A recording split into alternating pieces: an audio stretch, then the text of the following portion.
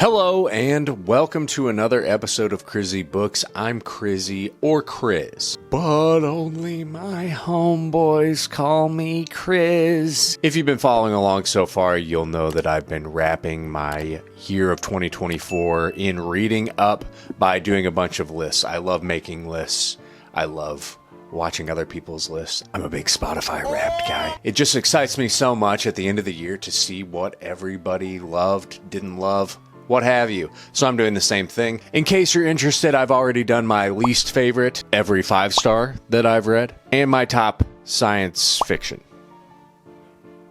And today we're continuing the trend by going through the top 10 horror books of 2024 that I read. These are my top 10 of the year. Folks, I read a whopping 21 horrors this year.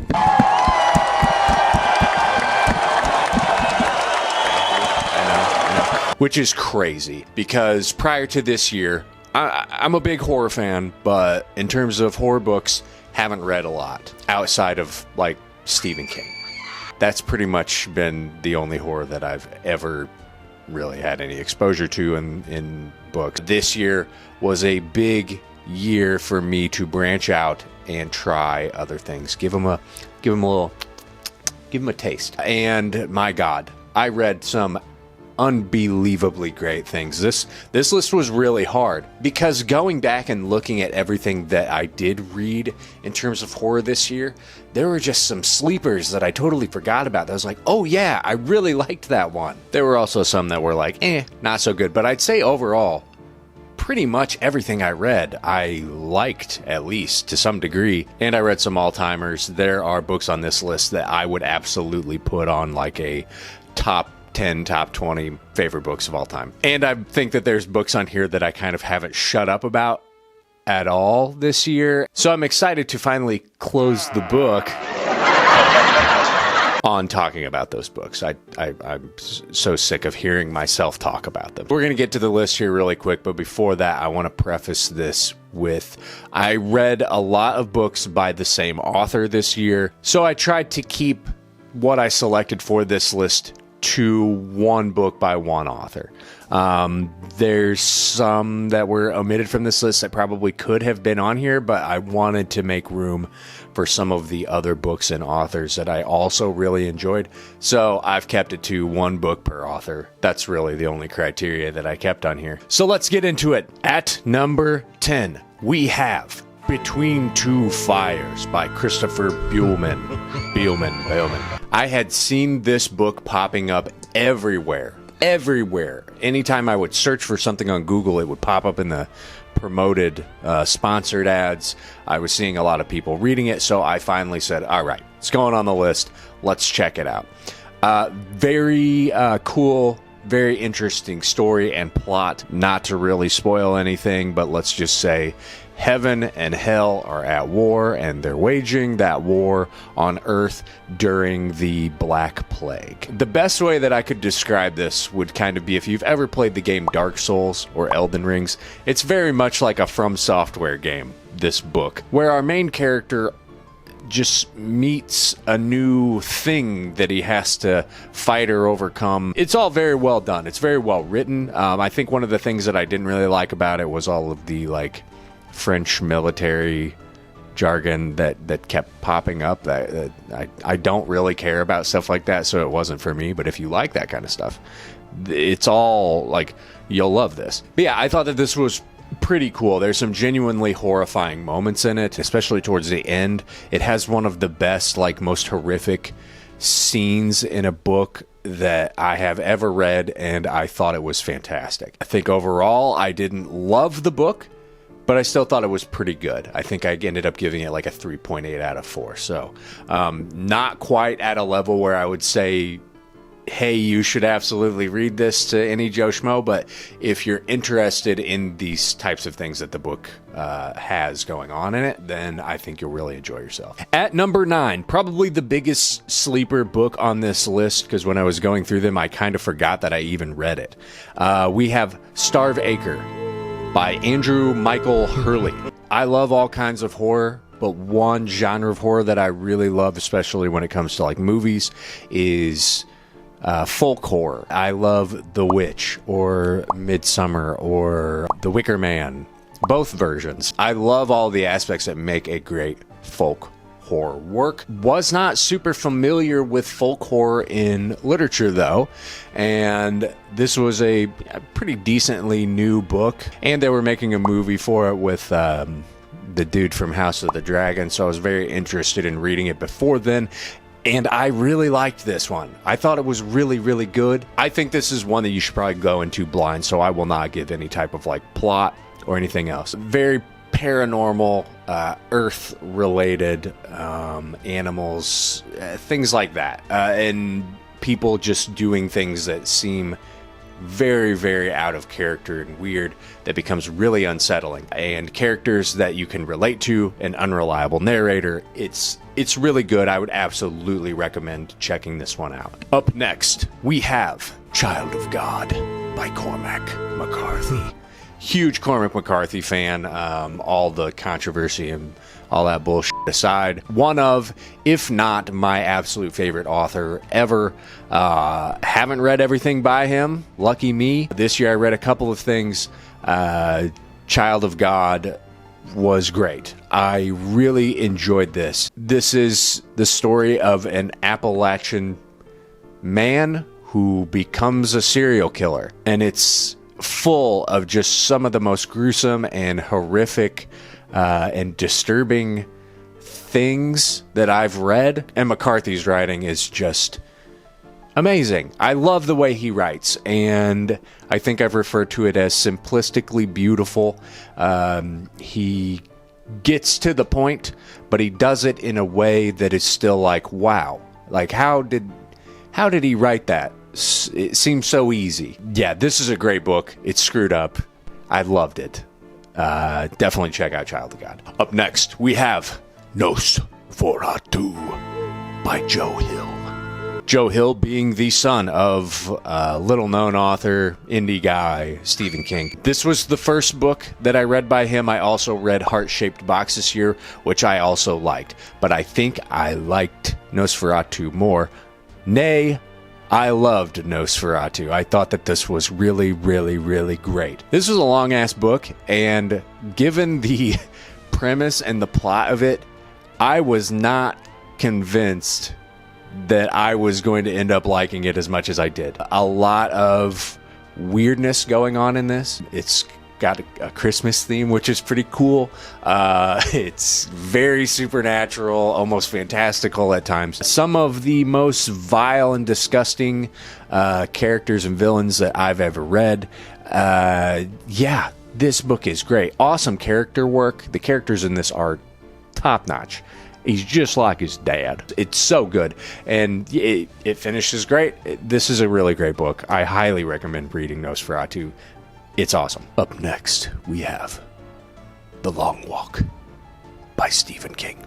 So just after his son, now we've got the Papa. At this point, with the amount of Stephen King that I've read, you get to start to think to yourself that you've already read all of the best stuff. And then you read this one, which is an old one. And I think he actually wrote this before his first book was ever published, which is insane. And yeah, this is so good. If you're unfamiliar with The Long Walk, not spoiling anything, it's literally the title. This is a dystopian future where there is a contest every year. Adolescent boys up to the age of 18, I believe, do a long walk.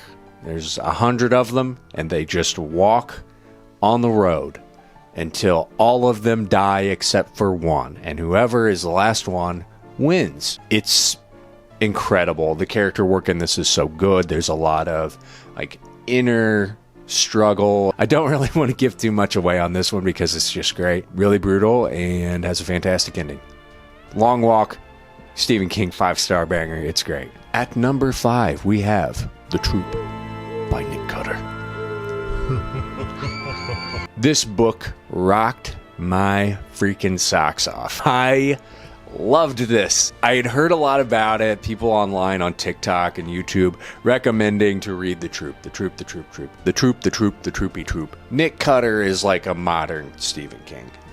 The way he writes his characters, but it's far more gruesome. He does not hold back on just brutal things happening to people. Oh man, this is just such a cool story. I don't want to ruin anything about it, so I'm just not going to.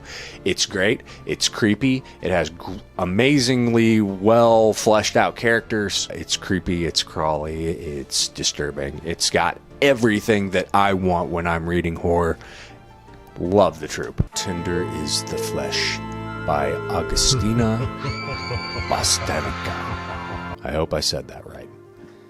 Probably didn't. This is one of those books this year that I feel like I've brought up time and time again because I liked it that much, and I really love what this book is saying, and it scares me because I feel like if what happens in this book were to happen in real life, this is exactly the way it would go. And it really points a finger at the very scary nature of human beings and what we will allow ourselves to normalize and become obsessed with if we're allowed to. It's freaky, and just really well written. It moves at a great pace. Highly disturbing. I loved this book. Again, I can't shut up about it this year. So after this year, I'm not going to talk about it anymore, I promise. Just go read it. It's great. At number 3, we have Dracula by Bram Stoker. This was one of those books that I have been meaning to get around to reading for a very, very long time. It's one of those older books that you understand why it's got the hype and the the fame that it has, but I was never convinced that it was going to hold my interest. And holy shit, was I wrong. This is one of my new all-time favorite books. I loved it. I do not think that it is a 5-star perfect book. It's not. Any and all of the criticisms towards this book through a modern lens are completely justified. I will never defend any of the aspects that people don't like about this book, but I still love it because I think that it does so much right. And knowing that this is the papa of the genre. This is where a lot of modern vampire tales comes from, and the lore and things like that. It knocks it out of the park, and I think that maybe it's the time when it was written or the setting. I'm not sure. A lot of the supernatural and horror elements in this, I think, still hold up today and are executed really well. And I love a lot of the characters in this. Mina, Van Helsing. Awesome stuff. Yeah, this is great. I adore this, and it really ignited a passion for vampires and vampire books and stories for me that I didn't have previously. I love Dracula. At number 2, we have Rosemary's Baby by Ira Levin. This was another one of those that I went into expecting not to like as much. I've seen the movie just like everybody else has. I didn't expect for this book to have any kind of effect on me other than just being the book version of that movie, maybe having some things changed around. Whoo, buddy. Holy cow, this book is incredible. I love this book. And if you've seen the movie, yeah, you know this story. They're pretty much exactly the same, but I think the book is better. I really do. One of the best, if not the best, maybe my favorite ending to a book ever. Definitely to a horror book. I think that this book is just a masterpiece. I love it. And at number 1, I'm Thinking of Ending Things by Ian Reid. This is another book that I feel like I won't shut up about, but it's because I love it so much. This was the second book that I read this year, and it made such an impact on me because I had never really read anything like it before. So maybe it has a soft spot, but I still think that it's really great. This is a psychological horror novel where everything feels right, but also it doesn't, and normal things are happening, but there's just something that's just a little bit off. And why is it off? And they all culminate into an ending that I thought was really good and really effective. And I think that there's a lot of really great, scary parts in this book. A really good horror novel through and through, with believable characters, a narrator who is reliable and unreliable, but also has really great like inner dialogue and outer dialogue. I just thought that I loved every aspect of this book. I think it's great. And it's a little on the weirder side, which, if you know me, I love things getting a little weird. So there you have it. My top 10 horror books of 2024. What do you think? I thought this year was fantastic in this genre for me. My TBR for next year probably has about 20 more, and I can't wait. This genre is just the gift that keeps on giving for me. I adore it. It's probably my favorite genre to read. So any and all recommendations, always welcome. But how about you? How was your year in horror? Did you read anything great? What were your favorites? Let me know in the comments. Sound off in the comments below. Be sure to like this video. Subscribe to my channel. And as always, thank you for watching. Bye.